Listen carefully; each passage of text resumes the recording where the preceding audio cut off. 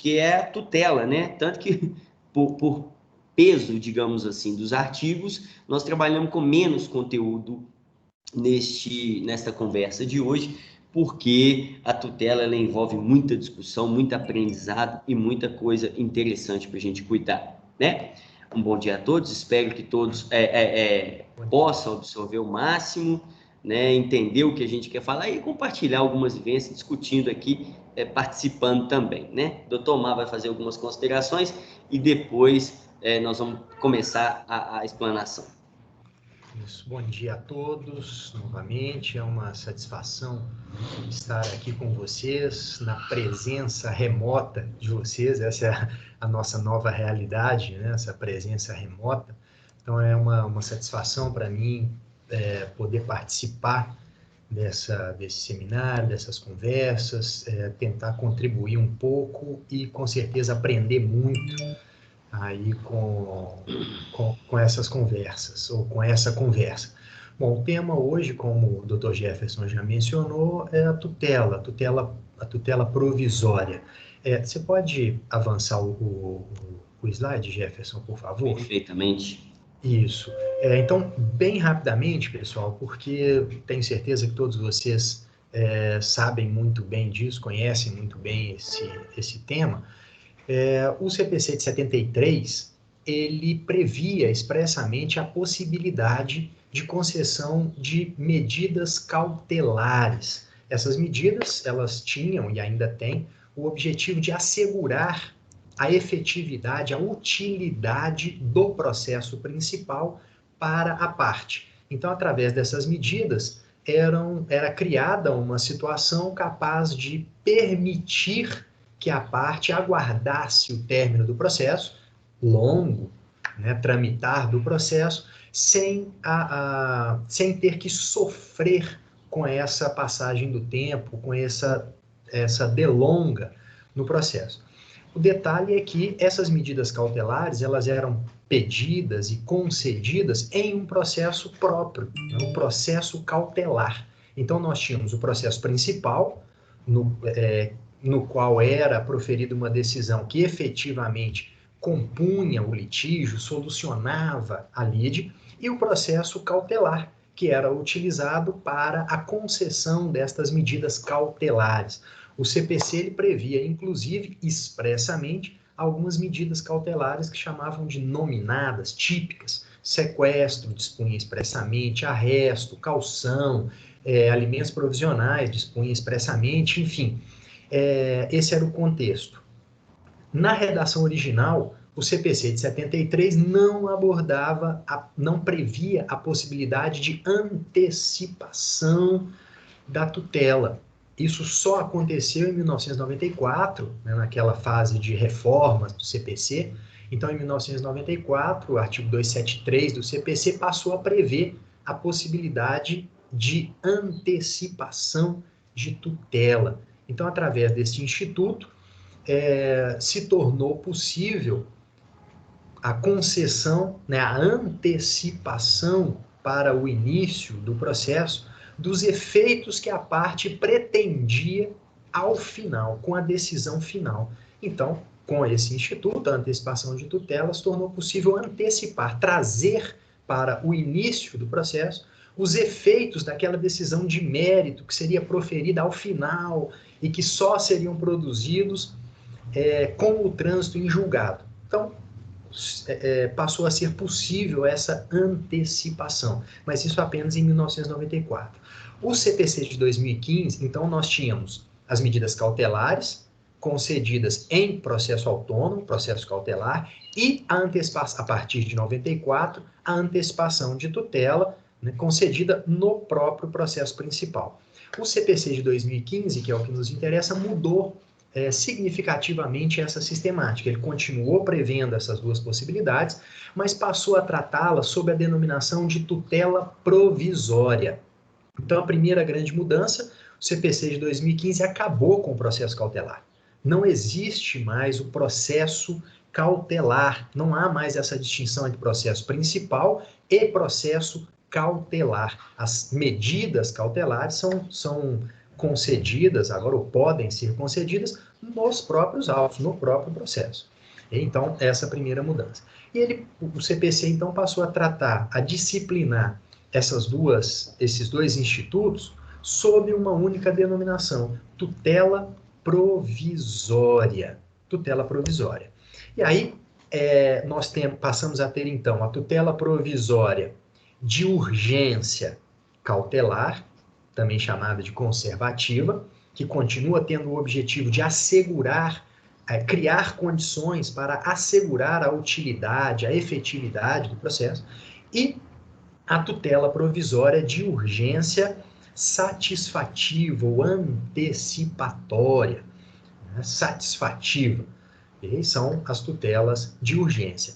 Elas vão exigir para a sua concessão os mesmos requisitos. Antes, o CPC de 73 trabalhava em separado, alguns requisitos para a medida cautelar, outros requisitos para a antecipação de tutela. Agora, o CPC ele vai, então, exigir os mesmos requisitos. Nós vamos, né, falar sobre eles posteriormente, mas, basicamente, fumus boni iuris e periculum in mora. As tutelas de urgência, elas têm essa característica. Elas têm como objetivo evitar que a passagem do tempo prejudique uma das partes, que o aguardar a passagem do tempo acabe por impor um prejuízo a uma das partes. E aí uma novidade, além da tutela de urgência, volta para mim, Jefferson, por favor.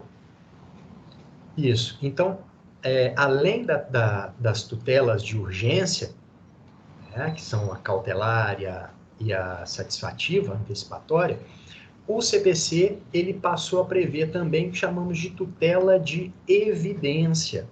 A tutela de evidência, ela também é antecipatória, ela também é provisória, mas ela vai se diferenciar da tutela de urgência porque ela vai trabalhar apenas com o fumus boni iuris. A tutela de evidência, ela já existia no CPC de 73, mas não com esse nome. Ela existia de forma expressa para determinados institutos. Por exemplo, nas ações possessórias, a possibilidade de concessão liminar da reintegração era uma tutela de evidência. Né? Hoje, nós podemos dizer que ela é uma tutela de evidência, mas à época não se falava, não se utilizava essa terminologia. Então, com o CPC de 2015, passamos a ter a tutela provisória, prevista lá nos artigos 294 e seguintes. E a tutela provisória ela vai se dividir em tutela de urgência, que engloba a tutela de urgência cautelar e a tutela de urgência antecipatória ou satisfativa, e a tutela de evidência, que vai trabalhar apenas com o fumus boni iuris. Então, não há aqui a necessidade do periculum in mora, basta que o direito esteja evidenciado para que o juiz, então, possa deferir ou conceder a tutela provisória de evidência e, assim, concedê-la à parte. Bom, essas as considerações iniciais, podemos ir adiante, Jefferson. Perfeito. Bom, com essa introdução já brilhante aí, doutor Omar, que já expôs todo o tema, que a gente vai caminhar por ele aqui, né? Hoje nós temos a opção e a versatilidade de utilizar essas tutelas, né? A provisória aqui, a mais comum delas é a de urgência, né? Que envolve tanto uma necessidade pronta do judiciário, quanto um risco de dano, a própria manutenção útil do processo, né? Como tradicionalmente a gente tem muito utilizado isso, e alguns dos nossos clientes também têm sofrido até em relação ao consumidor, né? Em relação ao consumidor, melhor dizendo. Bom, e para essa tutela, aí nós vamos destacar, ou melhor dizendo, dissecar cada uma delas aí do ponto prático. Para cada uma delas eu tenho requisitos exponenciais, conforme o doutor Omar disse, né? Então, para que o sujeito possa pedir e possa alçar essa tutela de urgência, por exemplo, tutela provisória de urgência, ele tem que demonstrar para o judiciário a probabilidade do seu direito. Tem que haver ali uma fumaça do bom direito permeabilizando toda aquela discussão sub judice, né? A evidência também, ou a apresentação, para a gente não fazer trocadilhos aqui, a apresentação de dano ou de eventual perigo de dano, resultado útil do processo, às vezes existem algumas circunstâncias que têm que ser, naquele momento inicial, sopesadas para que possa preservar um direito futuro ainda em discussão. Então, é necessário fazer essa demonstração. A probabilidade do direito é necessário demonstrar para a tutela de urgência e a condição e somado, né, o perigo de dano ou o resultado útil do processo, né? Acrescido a esses requisitos, eu tenho que impor ao judiciário, demonstrar ao juiz que aquela tutela, ou seja, que aquela situação um pouco precária, que ele está antecipando para mim do mérito, já naquele momento ali, né, ela pode ser reversível. Porque se eventualmente essa tutela for irreversível, a gente tem algumas circunstâncias aqui, ela for irreversível, fatalmente o juiz não deferirá, porque isso aí ele já está fazendo o quê? Um julgamento de mérito que ele não poderá mudar no futuro, né? E aí, essa reversibilidade, né, Omar, já até imagino que você queira falar, essa reversibilidade, ela pode ser mitigada sob alguma circunstância, que acredito que seja isso, né, que você vai tratar de alguma circunstância. Diga aí. Isso, Jefferson, obrigado. Essa reversibilidade é interessante mencionar aqui que ela é requisito necessário, requisito imprescindível, mas a jurisprudência ela tem se consolidado no sentido de flexibilizar a comprovação, a demonstração desse requisito em situações excepcionais, como, por exemplo, as questões relacionadas à saúde. Então, sendo uma questão que vá interferir na saúde, na vida, na integridade física da pessoa, a jurisprudência, os juízes, eles têm flexibilizado esse requisito. Então, é muito comum, o pessoal da Unimed está acompanhando conosco, é muito comum nos casos em que o consumidor ele pleiteia a concessão de algum procedimento e fazendo o pedido de tutela de urgência, essa medida ela ser irreversível. Então, às vezes, o procedimento é muito caro, a pessoa não tem uma condição financeira muito boa, então o risco da operadora não receber de volta aquele valor é muito grande. Mas, mesmo assim, a medida, né, estando os outros requisitos preenchidos, a medida é concedida. E o argumento estamos diante do direito à vida, do direito à saúde, então, neste caso, é preciso flexibilizar um pouco o requisito da reversibilidade. E era isso, Jefferson. Ótimo. Né? Então, dado esses requisitos, nós temos aí que demonstrar o fumus boni iure, o periculum in mora para a tutela provisória de urgência, né? E a reversibilidade, que é possível reverter aquela tutela antecipatória ou antecipada, né? Digamos assim, dada naquele início de processo, melhor dizendo, com essas ressalvas que o doutor Omar disse. E uma questão que a gente discutiu ontem aqui bastante... Só um sobre a minutinho, Pois não, fica à vontade. Só fazer uma consideração aqui que eu acho interessante, antes de avançarmos para a caução, que você mencionou aí, só uma distinção entre liminar e tutela provisória. Né? É interessante termos isso em mente, porque a liminar ela está relacionada única e exclusivamente a um aspecto temporal, em que momento a medida é concedida. Então, todas aquelas medidas que são concedidas antes do contraditório, né, o contraditório vai ser postergado, não é que o contraditório vai deixar de acontecer, mas ele vai ser postergado, elas são chamadas ou consideradas liminares. A tutela provisória ela pode ser concedida em caráter liminar ou não, ou posteriormente. Então, queria só chamar a atenção para essa diferença que às vezes passa despercebido e a gente não pontua, identifica, né? não pensa muito sobre essa distinção aí. É verdade. E há muita dúvida a respeito disso. Ah, não, deferiu a tutela, mas foi uma liminar, não foi? Quer dizer, às vezes você está falando mesmo, da mesma sistemática e que é liminar porque foi deferida ou apreciada, né, fatalmente deferida no início do processo. E ontem o que gerou muita discussão aqui conosco foi a respeito de caução, né, a garantia do juízo para análise e eventual deferimento de uma tutela provisória. Aí olha que interessante, isso está na letra da lei. A caução que se dá ao juízo, né, em relação a eventual prejuízo que a outra parte poderá ter, né, caso aquela tutela depois ela seja revertida e aí possa gerar um dano e aí então esse dano estaria garantido por aquela caução. Aí o doutor Igor, se quiser manifestar, Maciel, fique à vontade. Ele até falou assim, Jefferson, mas aí a gente tem que garantir o juiz mesmo para ele se sentir à vontade em despachar. Porque, na verdade, temos que trazer uma prática, uma realidade. A gente tem trabalhado com essa vivência, essa realidade. Vou botar o juiz. O que a gente passa aqui, né, que o Jefferson estava colocando, é a situação que a garantia do juízo, né, é a garantia para a outra parte. Falar, a outra parte, as favas nesse momento, eu quero a garantia da tranquilidade ao juízo mesmo, para ele nos conceder essa decisão liminar aí, né?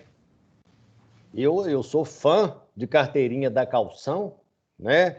Sobretudo as pessoas jurídicas, as empresas, muitas das quais estão aí conosco, de vários estados. Eu não posso mandar um abraço a todos, porque eu poderia deixar alguma de fora e ficaria chateado, mas a liminar é sim uma tranquilidade para o magistrado. A gente, quando faz a petição, eu gosto sempre de falar com o pessoal, entremos na cabeça do juízo, nos coloquemos no lugar dele, né? Que ele vai antecipar uma decisão, um exercício jurisdicional antes do contraditório, antes de ouvir a outra parte. Então, você tem que ter uma construção bastante sólida do direito e a liminar, sendo urgente, realmente, a caução é um diferencial tranquilizador do juízo, do magistrado, né? E as possibilidades são várias, com veículos, com máquinas, com imóveis, nem sempre precisa ser uma garantia, aliás, quase nunca damos uma garantia líquida em dinheiro. Então, esse tipo de garantia também é realmente muito bom, muito interessante. E se eventualmente é preciso alguma garantia em dinheiro, em alguma situação em que se peça, né, hoje há também as possibilidades da substituição aí por seguro garantia, né, que você devolve a liquidez à empresa e já vem sendo aceito na jurisprudência em mesma posição de pecúnia, né? Mas vamos adiante, tem muita coisa, muita pimenta para jogar nesse caldeirão aí. Vamos para cima, Jefferson, vamos lá. Vamos lá. Pois bem, nós temos aqui alguns casos, obviamente nós estamos apenas trazendo alguns temas dos casos que a gente discutiu, inclusive o doutor Danilo está por aí hoje, né? O doutor Danilo Jaive, Bom dia, pessoal. E tem conhecimento de algumas coisas. Antes, Danilo, de você destacar, imagina, nós vamos citar alguns exemplos aqui. Tem um caso emblemático aqui, lead case de Minas Gerais, né, Antunes, sobre o arresto do arresto aí, que a gente já obteve exatamente nesse caráter de tutela, né? Quer dar uma palavrinha, Antunes? Isso foi um caso bastante interessante. Eu vou tentar resumir o máximo aqui, vamos ter muita coisa para contar. Nós fizemos um arresto, né, de dinheiro em uma desconsideração de personalidade jurídica. Tinha uma devedora e nós estendemos os efeitos para 7 devedoras em distribuição exordial de execução, né? Então, imagina se a coisa estava bem construída para o juízo, né? Então, uma tutela de urgência, né? De natureza de arresto, arrestamos, conseguimos pegar 5 milhões. E tínhamos outros créditos também em outros juízos de outros clientes e outros contratos em face desse devedor, né? Aí, o que aconteceu? A gente foi surpreendido pelo desembargador dizendo que dava efeito suspensivo a um agravo, que depois eles iam decidir se podia restar ou não. Falei, meu Deus do céu, nossos 5 milhões é a ponta do rabo do cometa, era um escândalo financeiro muito grande que houve no interior de Minas. O pessoal todo com sede no exterior, em paraísos fiscais. Ninguém vê esse dinheiro nunca mais, já era. E o desembargador deu essa decisão, um efeito suspensivo no agravo, assinou, pegou a malinha dele e saiu de férias. 6h30 da tarde, numa sexta-feira. Falei, que beleza, hein? A gente consegue eliminar dessa e vamos pegar o dinheiro e jogar todo no Rio de novo. O que aconteceu? Nesse processo, a gente até tentou entrar, não agravo interno, mas um embargo de declaração, porque o interno ia para o colegiado, ia demorar demais, a ordem estava valendo. O embargo de declaração, conseguimos uma suspensãozinha até esse desembargador voltar, porque tinha um defeito de forma, uma outra desembargadora teve peito e suspendeu isso, mas eu sabia que esse desembargador que estava vindo de férias, ele ia chegar e liberar esse dinheiro, né? A Rádio Peão já tinha me noticiado algumas coisas tristes. E, por ironia do destino, até o ex-adverso já havia maliciosamente brincado comigo nesse sentido. Bom, eu sabia que esse dinheiro ia ser liberado. O que a gente fez? Esse mesmo cliente tinha uma outra empresa credora. A gente fez o arresto do arresto. Arresto em segundo grau. Usando analogicamente a teoria de uma penhora em segundo grau, né? O que é sobejamente usado aí no judiciário. Você penhora em segundo grau, você vai em sequência. Aí nós fizemos o arresto do arresto, fizemos a construção, o juízo determinou. Então, outro juízo, em outro processo, que já tinha deferido a liminar já contra essas empresas e não tinha achado mais nada, deferiu esse arresto desse valor arrestado inicialmente em outro processo. Bom, o nosso querido magistrado de segunda instância chegou de férias às 2 da tarde. Às 2h35, o dinheiro estava com ordem de liberação na Secretaria do Juízo e os serventuários de segunda instância ligando, mandando ofício, cobrando o cumprimento da liberação do dinheiro. Tivemos a alegria do magistrado de primeira instância do interior somente responder que já não teria isso mais à sua disposição, estava à disposição do colega da outra vara civil, com quem estava esse numerário agora, num arresto de segundo grau. Foi uma alegria para nós, para o cliente. Isso se discutiu no tribunal em segunda instância, tentou-se fazer uma conexão, mas esse desembargador, apesar de ter tentado, teve um conflito de competência, perderam tudo também, conseguimos ganhar esse conflito. Ele não era competente para liberar também o dinheiro do outro juízo. O outro juiz era outro processo, outra coisa, ele não estava prevento para tanto. Então, foi uma situação inusitada que vale contar aqui para os colegas, né? Nesse momento dessa situação, pessoal, os agentes Jive aí, muita gente vivencia isso, né? E a gente já teve ideias, estamos começando a agir aqui, por exemplo, desmembrando execuções, né? Com relação a preferências, aí voltamos na penhora, voltamos no arresto, a gente desmembra muitas vezes, já fizemos, o débito principal, o débito do cliente, e em clientes a gente usa os honorários advocatícios nossos, porque muitas vezes o honorário advocatício, por exemplo, 10%, não é o que o escritório recebe, mas já garante muito um cliente, a gente ganha preferência alimentícia, né? A gente pode chegar em outra frente, né? Em caso de falência com os honorários, é outra situação, a gente chega também adiante e gera possibilidades, ok? E até uma situação dessa de honorários, o Jefferson, a gente vai... Iomar e todos os colegas aqui, né? Tá aparecendo aqui na minha tela o Sérgio, queridíssimo da Cedro, Cachoeira. Hoje está fazendo quantos anos, Mascarenhas? 148. 148 anos. né? O Igor acha que é mais, muitos colegas aqui, Unimed, Localiza, vi colegas novos entrando aqui, Jive, Gerdau, muito bacana. E, ô Jefferson, eu estava pensando uma coisa aqui, o honorário advocatício, ele tem natureza alimentar, não é isso? Perfeito. Tem. E se você faz um arresto, uma penhora aí com honorário advocatício, e do outro lado, Omar, chega um trabalhista, a preferência é material, né? Porque muitas vezes a gente vai pegar imóvel, a gente chega todo feliz, tem aquele tanto de coisa lá, e a gente chega com o crédito do nosso cliente, certo? Chega com o crédito do nosso cliente, maravilha, feliz, aí depois chega aquele tanto de crédito depois com preferência material, tal qual o trabalhista, e a gente fica a ver navios, a gente teve o trabalho de achar, o trabalho de pegar, o trabalho de brigar, e na hora de pôr a mão para o nosso cliente, ai meu Deus, nada sobrou. E se eu desmembrar lá do nosso cliente o crédito advocatício e fizer com característica de penhora do crédito advocatício, que tem natureza alimentar também, e chegar ao trabalhista depois? Essa preferência é material, porque é da Justiça do Trabalho, ou porque é alimentar e vai valer para quem chegou primeiro?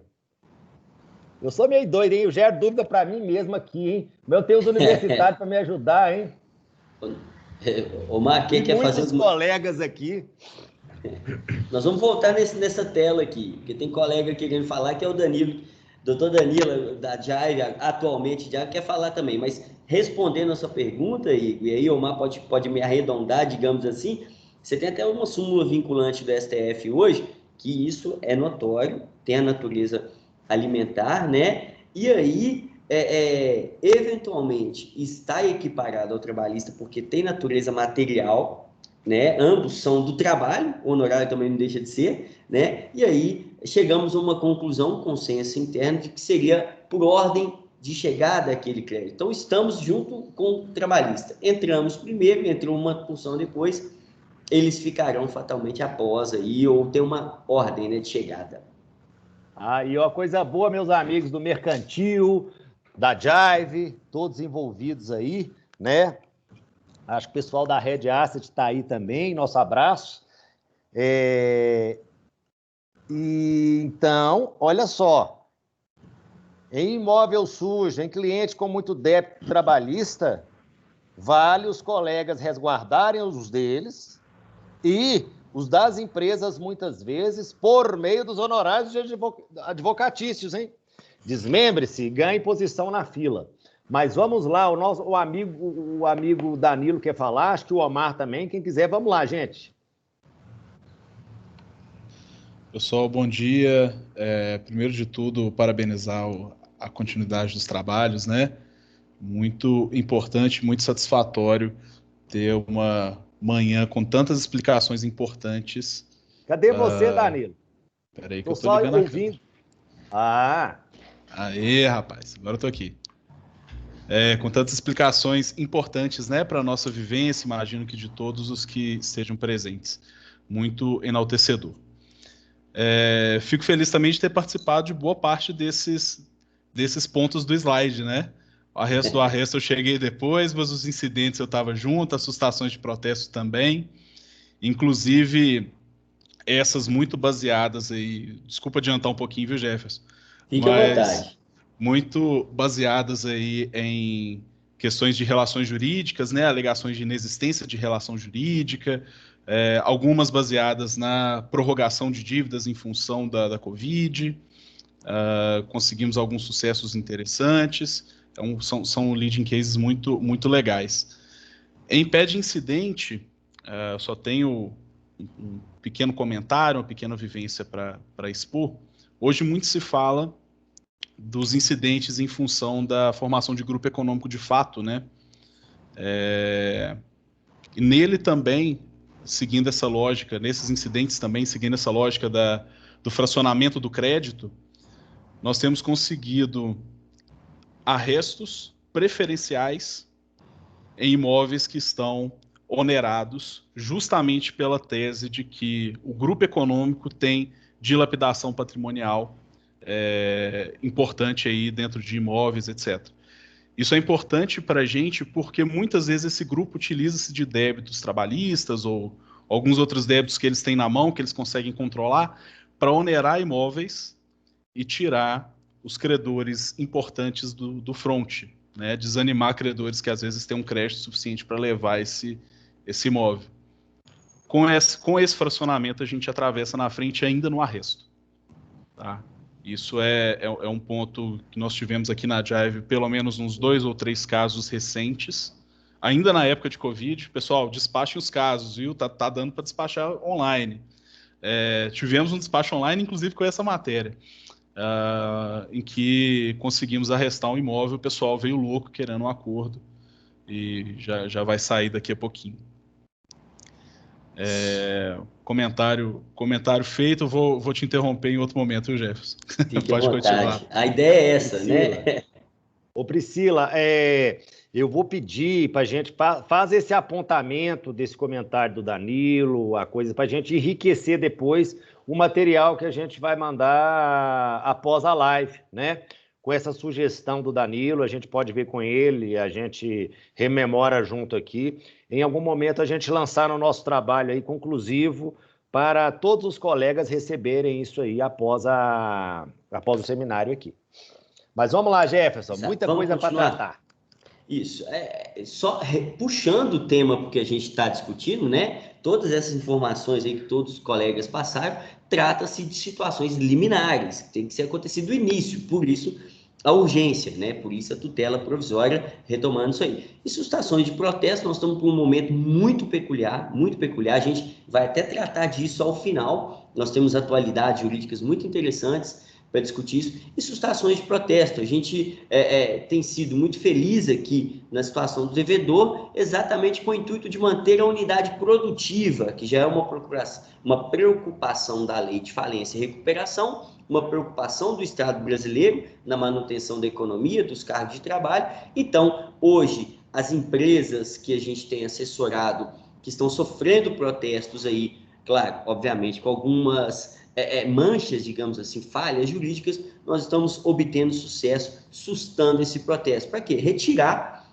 em caráter de tutela, né? Pedindo ao juiz que não deixe efetivar o protesto e não deixe acontecer os efeitos desse protesto, que é o nome negativo do sujeito no mercado. Aí a condição de crédito dele fica péssima, né? Então a gente tem trabalhado muito isso, trazido em caráter de tutelas, e tem dado muito bem dentro das nossas teses aqui, né?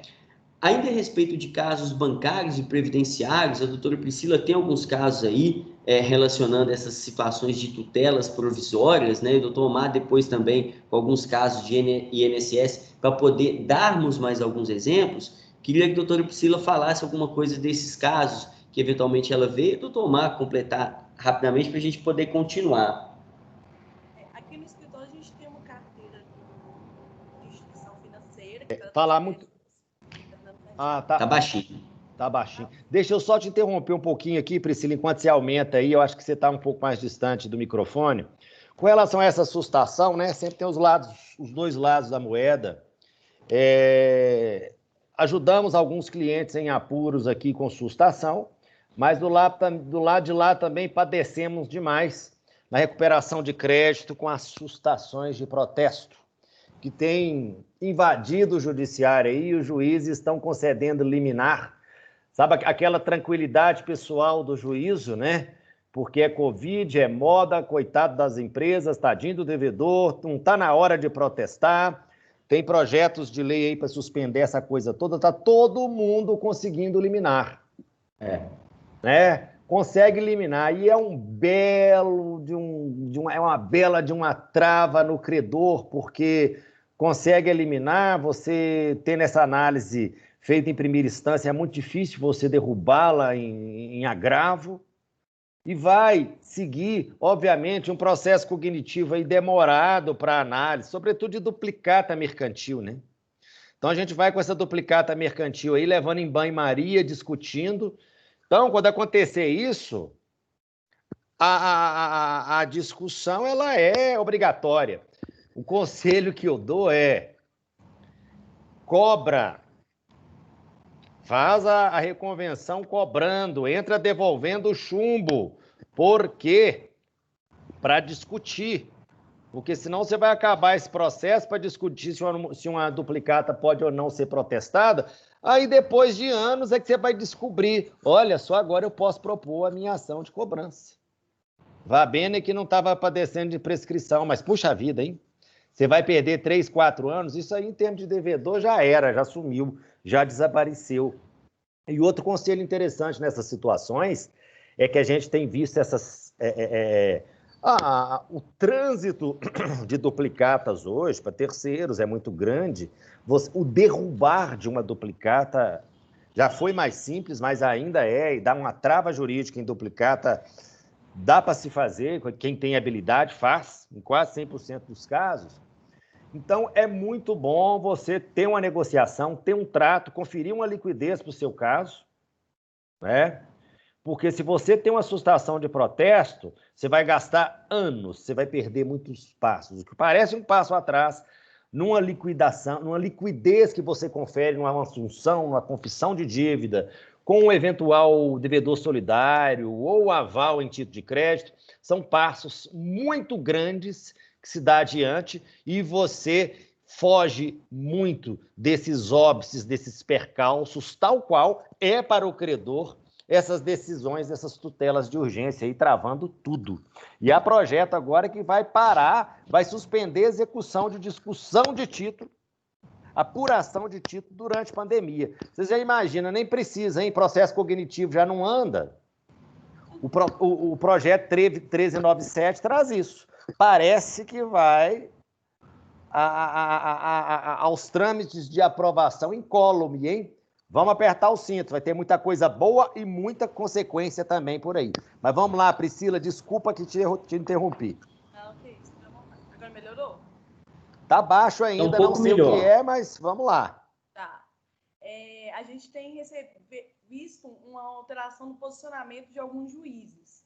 Como a gente tem a carteira de instituição financeira aqui no escritório, a gente tem se deparado com alguns casos em que antes de deferir a tutela, em que a parte alega que desconhece o contrato celebrado, que nunca fez o acordo, que nunca fez a contratação do empréstimo consignado, que não recebeu nenhum valor e que está sofrendo um injusto desconto. Alguns juízes, antes de deferir a tutela, eles estão intimando a parte autora para comprovar que efetivamente não recebeu aquele valor que ele está alegando que desconhece. Então, assim, alguns juízes eles já estão mudando um pouco o posicionamento de receber como absoluta aquela alegação de que, mesmo o consumidor sendo a parte hipossuficiente, nem todas as alegações dele são suficientes para conceder a tutela. Então, não são todos os juízes, não são todos os tribunais que têm adotado essa postura frente aos contratos de empréstimo consignado, mas já é uma certeza, né? Uma forma do juiz ele confirmar e ter elementos suficientes de convencimento antes de deferir uma suspensão de um acordo, de um contrato regularmente celebrado, com todos os requisitos, tendo em vista que a parte efetivamente recebeu aquele valor que foi contratado. Então, aí eu já vejo uma evolução, que os juízes, mesmo reconhecendo a hipossuficiência do consumidor, têm se munido de maiores informações antes de deferir a tutela. Uma outra situação também interessante nesse sentido, não relacionada às relações de consumo, mas que tem acontecido muito na Justiça Federal em demandas que pleiteiam a concessão de benefícios previdenciários. Então, em muitas situações, o juiz ele tem postergado ou diferido a apreciação da tutela, né, do pedido de tutela de urgência, para depois da realização da perícia. Então, eles, principalmente nos processos que tramitam sob procedimento do juizado especial. Então, eles determinam a realização imediata da perícia para terem subsídios para apreciar o pedido de tutela de urgência. Isso. É exatamente o que eles têm falado, porque o doutor Omar e a doutora Priscila falou, por quê? Porque Se você está pedindo uma tutela de urgência, é porque é urgente. Você não pode nem esperar a outra parte manifestar no processo. Em alguns casos, os juízes, por cautela, para dar uma medida, né, mais segura, porque envolve realmente várias situações jurídicas, como a concessão, o deferimento de uma tutela, né, no caso bancário, ele tem ouvido os bancos primeiro, para poder apresentar os extratos ou alguns documentos para comprovar ou não a existência de relação jurídica, né? Digamos assim, não é a regra, não é uma determinação legal, mas tem se adotado essa prática. Onde não tem, nós estamos atuando em cima para promover isso aí. E os casos previdenciários, o doutor Mar falou, exatamente no caso de perícia, às vezes a coisa tem que acontecer depois para que uma tutela possa ou não ser, né? Antes, depois de ser ouvida a parte ex-adversa, outra parte. Ainda só para arrematar o assunto de sustação, olha que interessante. Nós estamos falando de um lado devedor, perfeito, e do outro lado, como o doutor Igor falou. Ora, do outro lado, nós estamos nos cercando para fazer uma cobrança efetiva, bem robusta, nos aparelhando de documento e fortes decisões e teses que o escritório desenvolve para poder cobrar, que também estamos tendo sucesso. Amarra a pessoa e acaba o devedor ficando um pouco estrangulado. Isso aí, a gente tem tido bons sucessos aqui. Dado o andar da hora, nós temos muita coisa ainda a discutir, tem 3 súmulas aqui do STF, né, uma vinculante e outra não, que fala nos casos de efeito suspensivo, mais situações de tutela ainda, né, para recurso extraordinário, né, e uma situação do caráter alimentar dos honorários de advogado, que eu vou, se todos concordarem, me furtar a lê-las, mas eu vou passar para a gente continuar caminhando aqui. Em relação ao direito de família, a gente até discutiu ontem, está tendo muitos movimentos, existem mais de 300 projetos, né? O nosso sócio, doutor Henrique Martins, lá de Brasília, ele tem acompanhado isso muito assiduamente, muito de perto, e falou, gente, tem vários projetos depois de pandemia aqui, né? E aí, todos focados na preservação do devedor, via de regra, com as cautelas devidas, né? E principalmente aí na manutenção da unidade produtiva que é a empresa. Mas vamos lá, existem algumas situações, no caso de tutelas, da reversibilidade, né? Que eu tenho que ter a probabilidade do direito, que eu tenho que demonstrar um risco, o dano, né? Eu tenho que demonstrar ao juiz a reversibilidade, e aqui mais um exemplo de que essa reversibilidade do provimento tutelar, ele é mitigado. Verbas que cuidam do direito de família, né, em função do binômio necessidade e possibilidade, são irrepetíveis. Eventualmente, o sujeito defere uma liminar para poder cumprir com uma obrigação coalimentando, e depois essa liminar ela é cassada naquele período em que essas verbas ou qualquer obrigação coalimentando fica pacificada, não são repetidas, tá? Consoante esse julgado aqui da terceira turma. Doutor Mar, quer manifestar alguma coisa nesse sentido? Não, é isso mesmo, Jefferson. Ótimo. Uma situação, antes da gente entrar no propriamente dito mérito, entendam bem, temos a tutela provisória, que é a de urgência, e temos uma de evidência. Essa de urgência, ela tem esses 2 caráteres. O doutor Omar já falou do aspecto histórico, do aspecto legal, do aspecto atual delas, mas aqui nós destacamos algumas coisas para a gente relembrar e bater esse papo novamente. Eu tenho tutela chamada de tutela antecedente e tutela cautelar, todas requeridas no início do processo. Uma é satisfativa, outra é conservativa, uma eu vou estar buscando uma antecipação de mérito, a outra é relacionada a caráter mais acessório, não propriamente dito mérito, né? Uma tem que ser editada, a outra é desnecessário, né? Uma provoca estabilização, a outra não. Então, nesse contexto, até vou provocar o doutor Omar aqui para a gente poder fazer esse debate. A antecedente, né? Ela traz exatamente uma situação do mérito que tem que ser dada antes, que é a situação satisfativa, não é isso, doutor Omar? Isso mesmo, Jefferson. O interessante aqui é observar o seguinte, tanto aqui estamos trabalhando as tutelas de urgência, né, as tutelas de urgência, não a de evidência, as tutelas de urgência, né, cautelar, antecipatória, que eu vou chamar aqui de satisfativa, para não não correr o risco de confundirmos com os termos, nos confundirmos com os termos. Então, tanto a tutela provisória de urgência cautelar quanto a tutela provisória de urgência satisfativa, elas podem ser concedidas de forma antecedente ou de forma incidental. Qual é a diferença? A concessão de forma antecedente, ela é feita antes da formulação do pedido principal. Então, o pedido principal, ele ainda não foi formulado. O que se quer o que se pleiteia nesse momento é uma tutela, é apenas a tutela de urgência, seja cautelar, seja satisfativa. Ou então, ela pode ser concedida de forma incidental, que é o mais comum. A ação é proposta, é feito o pedido principal e, incidentalmente, você faz o pedido da tutela de urgência. O detalhe aqui é em relação à tutela de urgência antecedente. Há uma diferença quanto ao procedimento. Tutela cautelar antecedente, tutela satisfativa antecedente. E qual é a grande diferença? Para entendermos essa diferença, é preciso pensarmos que a tutela cautelar, ela é acessória.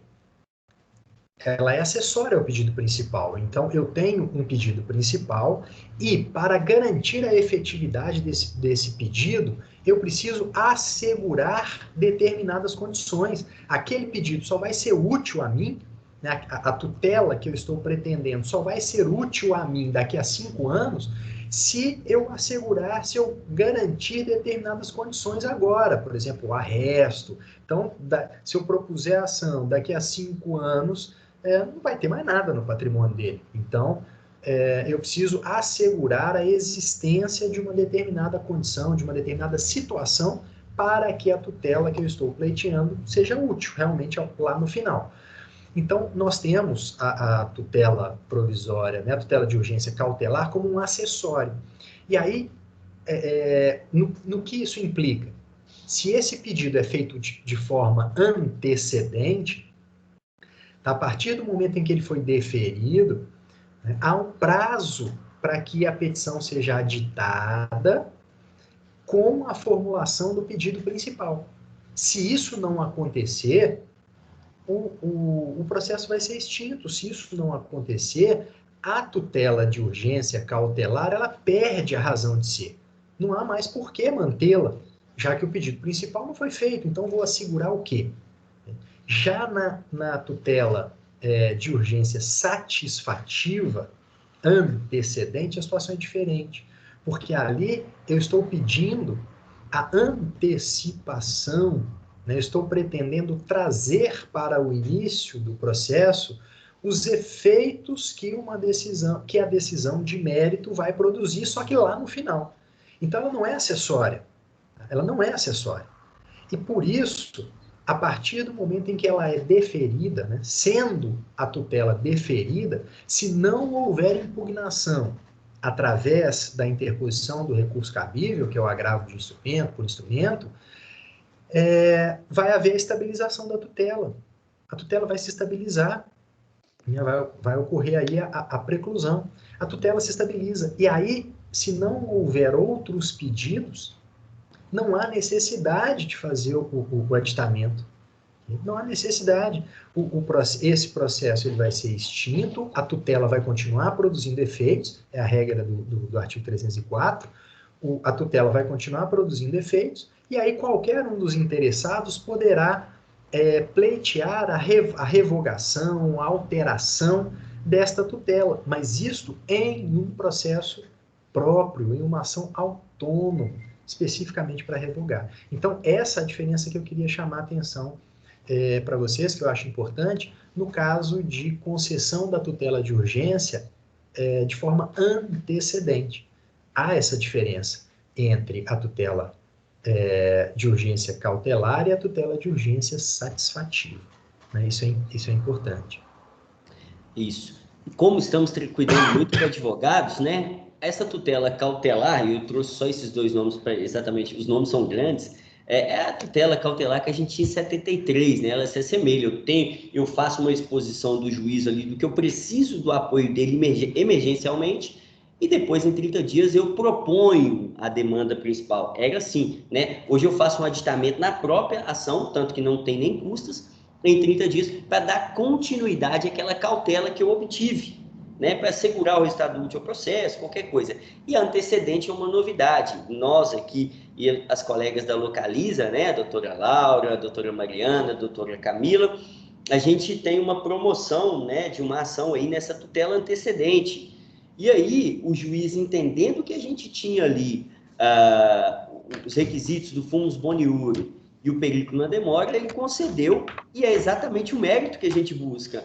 Não sendo atacada essa decisão liminar por agravo de instrumento, veja bem, por agravo de instrumento, ela se torna estável. E aí, tudo bem, vida que segue, a gente obtém e consegue o mérito com essa tutela antecedente. Então, a outra parte tem que ficar muito atenta. Se ela não quer gerar estabilidade para a tutela antecedente, ela tem que agravar da decisão concedida.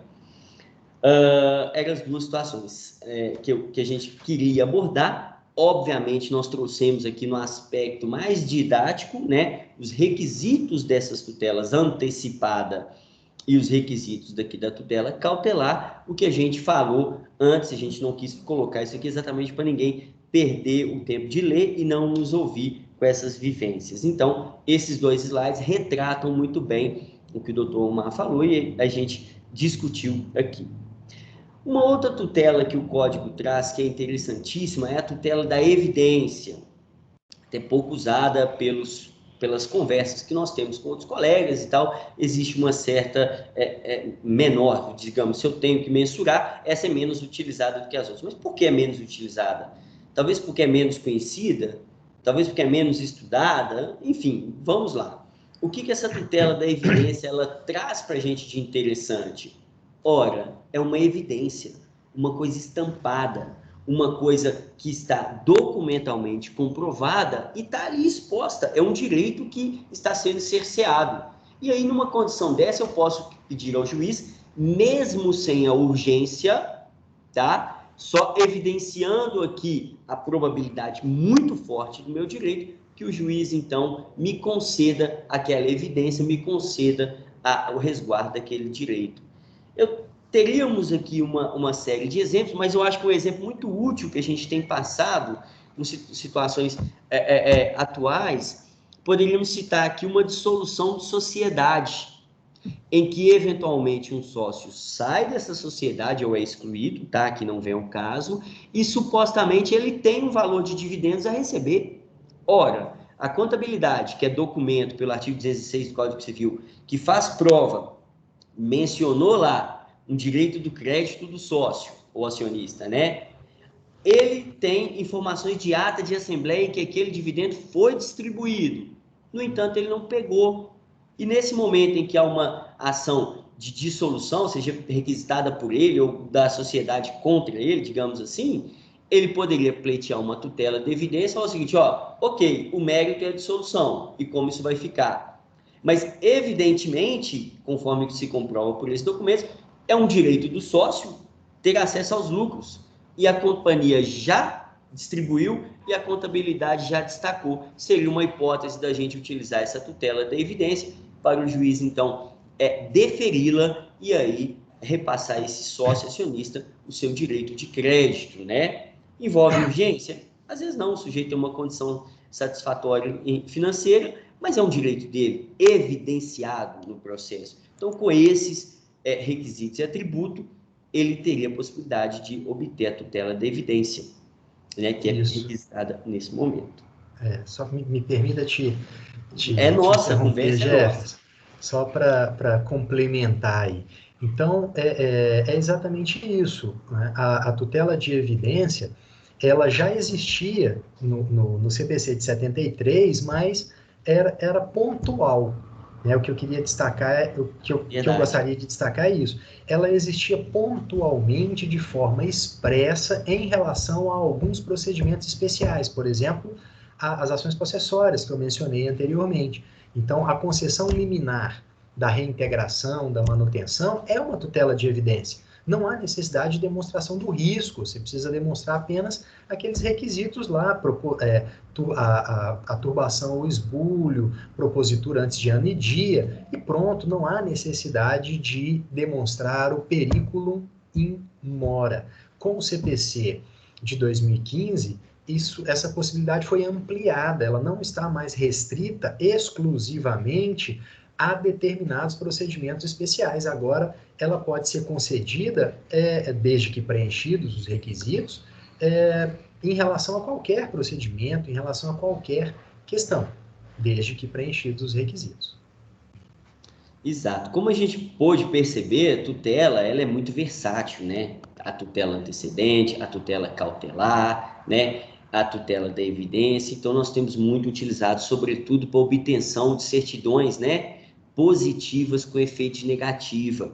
A gente sabe que, por N circunstâncias, às vezes as empresas não estão tendo o acesso às suas CNDs, certidões negativas de débitos tributários, né? Então, a gente tem promovido algumas ações nesse critério. Qual medida usar? Aí nós temos que estudar o caso e avaliar qual é a melhor medida a ser apresentada naquele caso, tá? Lembrando sempre que probabilidade do direito, o risco de dano, resultado útil ao processo e a reversibilidade dentro dessas situações que a gente destacou, né? Arredondando toda essa discussão, nós separamos algumas perguntas, claro, são inúmeras perguntas, mas aqui algumas que a gente vai fazer um resumo, doutora Priscila Tevogeros, vamos deixar isso aqui para o final, porque a gente faz um resumo do que foi falado, né? Então, vamos lá. O juiz pode exigir medidas para análise e deferimento? Ora, você pediu, inclusive sem a oitiva inicial do contraditório, né? Antes de citar, o juiz pode exigir algumas medidas para poder deferir? Pode. Ele pode determinar a emenda inicial por algum motivo qualquer, ele pode determinar a apresentação de alguma diligência, baixar em diligência para alguma apresentação de documento, para que ele melhor aprecie aquilo ali. Então, é possível dentro do caso, né? É necessário recolher custas para essas tutelas? A incidental, como muito bem falou o doutor Mal, doutor Igor aqui, elas são já com o processo em curso, incide sobre ele. Então, o processo já está em curso, distribuído, eu não tenho fatalmente que pagar mais custas, recolher custas nesse sentido, né?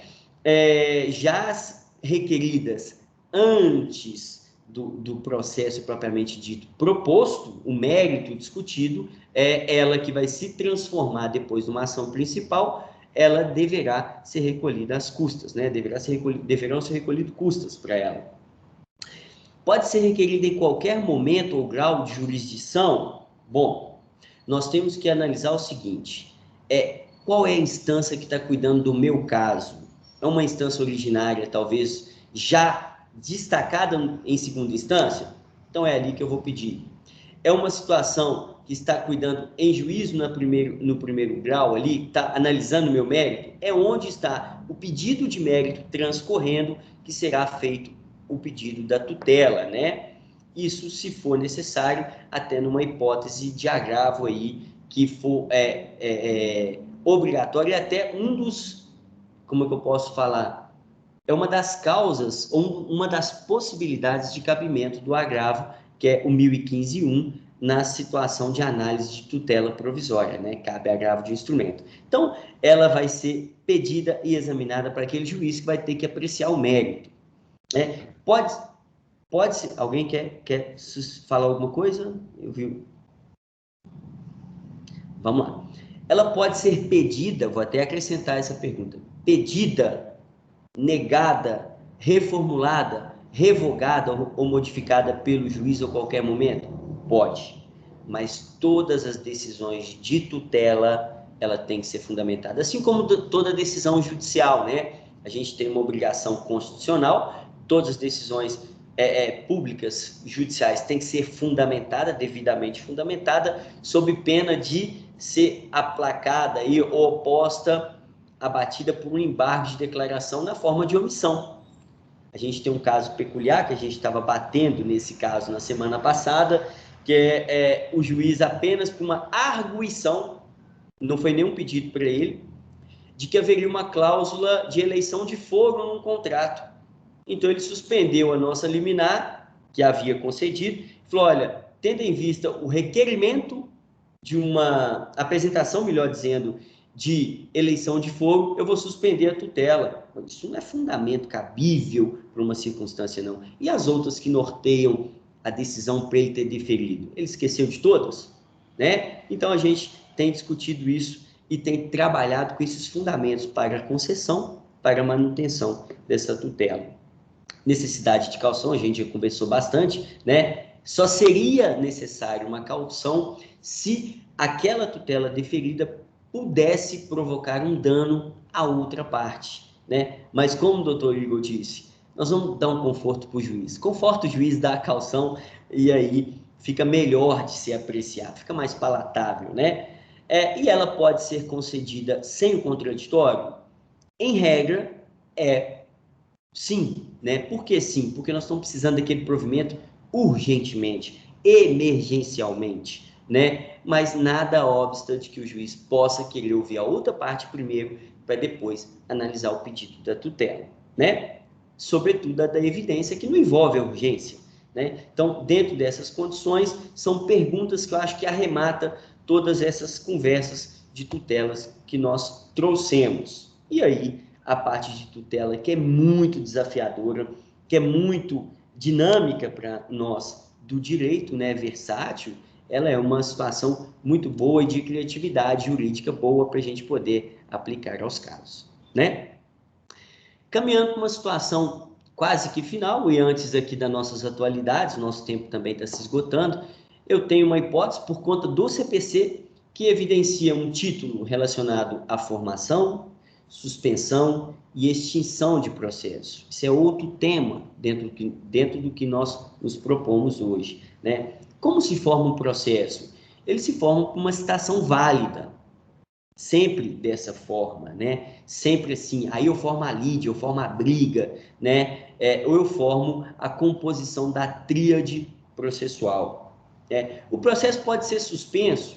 Sim, ele pode ser suspenso. Normalmente a lei vai informar nos casos que for suspenso, né? Por situações normativas, como a gente está vivendo atualmente por conta do Covid-19, né? Que tudo foi paralisado e os físicos ainda estão aqui em Minas paralisados, né? Ou então por vontade das partes. E a vontade das partes eu até preferi colocar entre aspas que um dos motivos de suspensão processual é o falecimento de uma das partes. Olha, ninguém tem o interesse, né, de morrer, não é uma vontade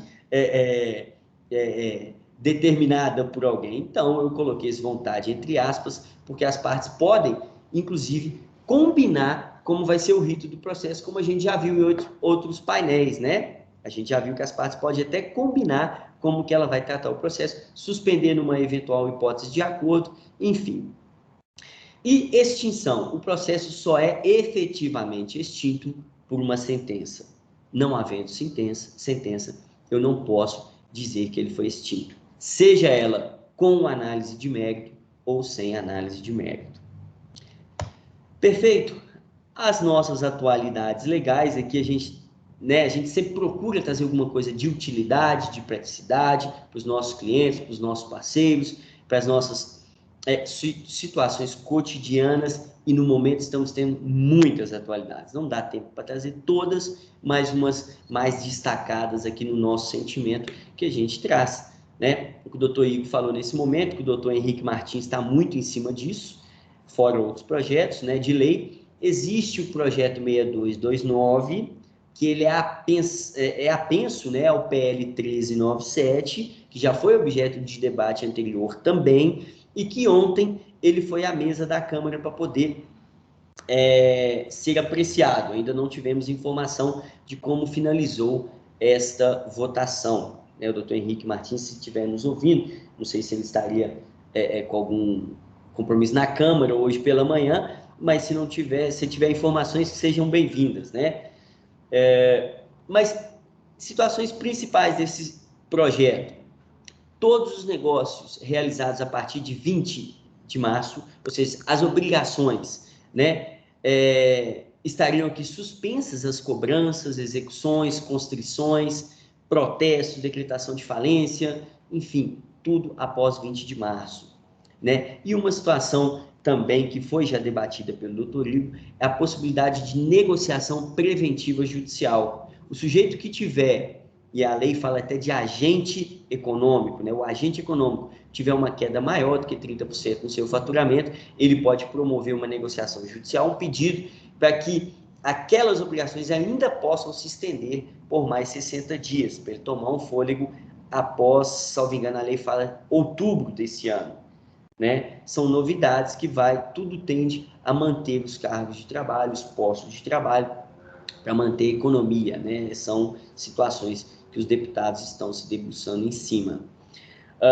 E isso vai de encontro também à resolução 63, que a gente também tem utilizado em algumas fundamentações nossas do Conselho Nacional de Justiça, que dá aos juízes cautela juiz para deferir uma falência, cautela para decretar um despejo, cautela para deferir uma constrição. A gente tem ficado muito atento a isso aí.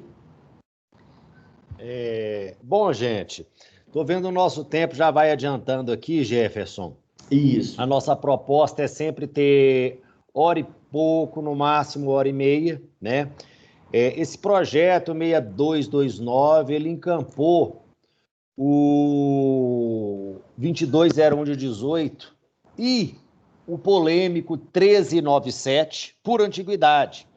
E estava na Câmara ontem para decisão, né? Para remessa já conjunta e final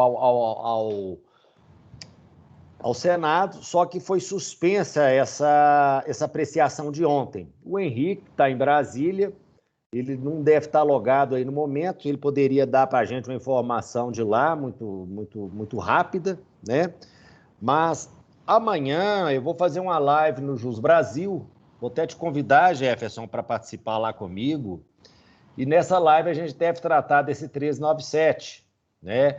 Que realmente vai trazer aí um divisor de águas, não sei o que vai acontecer se ele passar do jeito que está, e quanto tempo ele durará. Não obstante, fala que é enquanto tiver pandemia, mas até quando vai ter pandemia, né? Vai suspender as ações todas, suspender execuções, suspender discussões. Há projeto de que se abrace o tributário também, há projeto que se suspendam eventuais execuções contra fiadores, contra avalistas, contra devedores solidários, tá? Garantidores terceiros também estarão à mercê aí desse plano e várias outras situações de importância. Vamos tratar isso amanhã lá no Jus Brasil.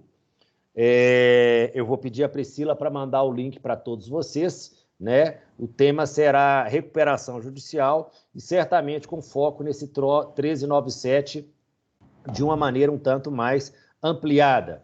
Vai ser muito bom para certos empresários, para muita gente, pode melhorar sim a economia, mas a gente tem aquela dificuldade contumaz, antiga, de separar joio do trigo, né? De quem é bom devedor, de quem planeja ciclo virtuoso e de quem é espertalhão. E o nosso judiciário tem sérias dificuldades em promover os processos de recuperação judicial, que invariavelmente tem 70 mil páginas, 50 mil páginas, né? É muita coisa, um juiz com não sei quantos mil processos, os advogados, o administrador, os devedores e credores é que ficam ali naquela loucura e gerindo isso aí. Bom, eu aproveitar a oportunidade, mandar um abraço, apresentar a vocês a Karina Machado, é nossa diretora, nossa coordenadora jurídica, tá? Nós trouxemos de mercado, contratada, está com a gente. É interessante vocês, a Patrícia Eliazar também depois se apresentar, que é a nossa gerente, coordenadora de Juiz de Fora. A Thaís está conosco também, coordenadora do Rio de Janeiro. E o Henrique, coordenador de Brasília, que já foi chamado aqui, parece que teve alguma urgência lá. Tá ok? Eu deixo meu abraço para vocês. Priscila, vê se você passa aí para esse pessoal. Passo sim,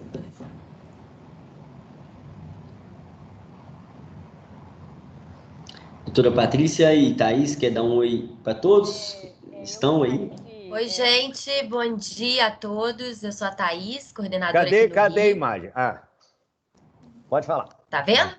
Vamos. Eu sou a Thaís, coordenadora jurídica aqui do Rio, e eu me coloco à disposição aí para o que vocês precisarem, tá? Contem comigo.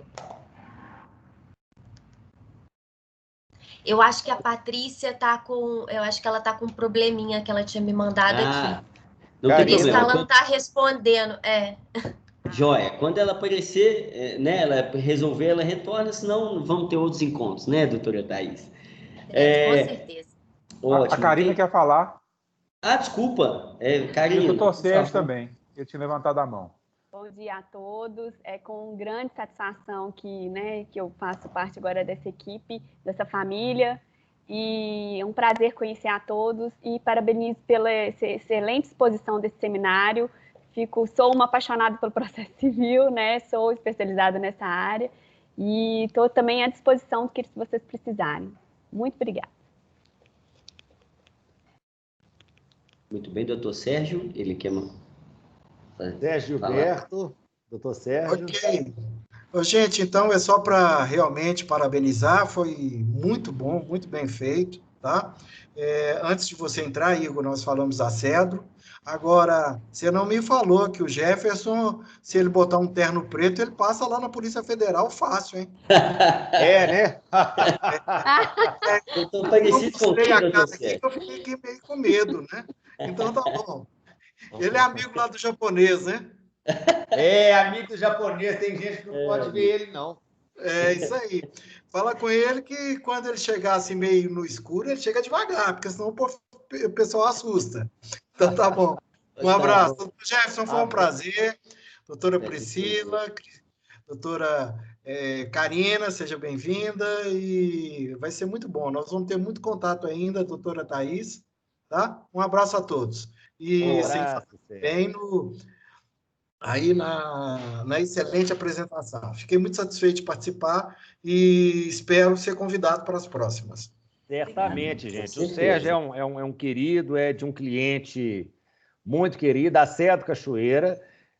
Para quem não sabe, é a primeira SA de capital aberto do Brasil, tá? É a número 1, não tem outra antes dela, tá?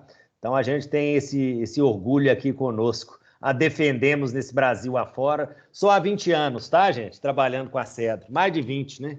Ai. Mais 22 anos trabalhando com a Cedro. Vamos lá. Doutora Priscila, Jefferson, se vocês quiserem ir finalizando, passar a palavra para mais alguém, deixo o meu abraço e agradeço a todos. Vou mandar o material depois e brevemente também desenharemos o próximo seminário, cada dia melhorando e trazendo mais situações interessantes para o nosso dia a dia. Eu só quero, só para não deixar no ar, né? Nós vamos reportar isso aqui para todo mundo, tem todas as circunstâncias aqui de atualidades legais, ainda teríamos 2, mas eu acho que não há necessidade, as emendas estão aqui de novidades, tem muita coisa interessante para a gente poder levar ao conhecimento dos colegas, né? E aí o doutor Sérgio, ele falou logo no inicinho aqui, eu acho que a gente não tinha começado ainda, porque o doutor Igor Mascarenhas fez aniversário recente, ele falou assim, olha, eu não te dei os parabéns, né? Não prescreveu, e de fato, doutor Sérgio, pela lei 14.010, os prazos prescricionais decadenciais estão suspensos desde o dia 10 de junho. Então, o senhor está em dia, viu? Tá tudo certo. Então, tá vendo? Eu estou em dia. Exatamente. Não é? Aproveitando, então, o ensejo, parabéns por ontem pelo Dia dos Advogados, a todos aqui, advogados, estagiários e bacharéis. Vamos disponibilizar, né, pessoal? E aí, podem reportar, se quiserem alguma conversa conosco também, estamos à disposição de alguma coisa que tiver. Agradeço a todos por nos ouvir, né, por 1h20 aí, e ficamos à disposição. Obrigado, um bom dia a todos. Bom dia, um abraço a todos, gente. Tchau. Queria agradecer também a atenção de todos, né? Foi ótimo participar. Então tenham uma boa semana, um abraço, fiquem com Deus. Amém.